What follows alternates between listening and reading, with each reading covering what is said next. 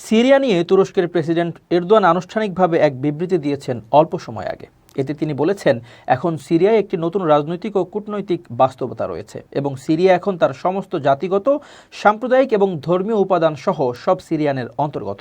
সিরিয়ার জনগণই তাদের নিজেদের দেশের ভবিষ্যৎ নির্ধারণ করবে।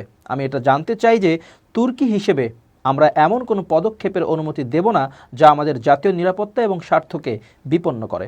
আমাদের সমগ্র অঞ্চলের জন্য এটি সর্বোত্তম হবে যদি সমস্ত দায়িত্বশীল অভিনেতা এবং সমস্ত আন্তর্জাতিক সংস্থা সিরিয়ার আঞ্চলিক অখণ্ডতা রক্ষায় সহায়তা করে। সিরিয়ার ভূমিযুদ্ধ, রক্ত এবং অশ্রুতে পরিপূর্ণ আমাদের সিরীয় ভাই ও বোনেরা স্বাধীনতা, নিরাপত্তা এবং তাদের নিজ দেশে শান্তিতে বসবাস করার ক্ষমতা প্রাপ্য। তুরস্কের একমাত্র লক্ষ্য সিরিয়ার জনগণের কল্যাণ ও মঙ্গল। আঙ্কারা দেশটির সকল অংশে এটি নিশ্চিত করতে চায়। গণহত্যা ও নিপীড়ন থেকে পালিয়ে আসা আমাদের ভাইদের জন্য এবং সিরিয়া সংকটের সমাধান খুঁজে বের করার জন্য আমরা আমাদের দ্বার উন্মুক্ত করার জন্য এটি সর্বদা আমাদের লক্ষ্য ছিল। কিন্তু দামেস্কের আসাদ শাসন তুরস্ক যে হাত বাড়িয়ে দিয়েছে তার মূল ধরতে পারেনি এবং এর অর্থ কী তা বুঝতে পারেনি। আজ যেমনটি গতকাল ছিল, তুর্কি ইতিহাসের ডান দিকে রয়েছে।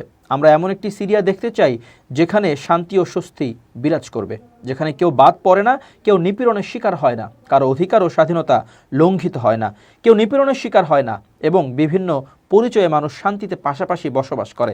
তারা আরব, তুর্কমেন, কুর্দি, আলেভি, সুন্নি, নুসাইরি বা খ্রিস্টান যাই হোক না কেন, আমরা আশা করি এবং কামনা করি যে আমরা অদূর ভবিষ্যতে এমন একটি সিরিয়া দেখতে পাবো।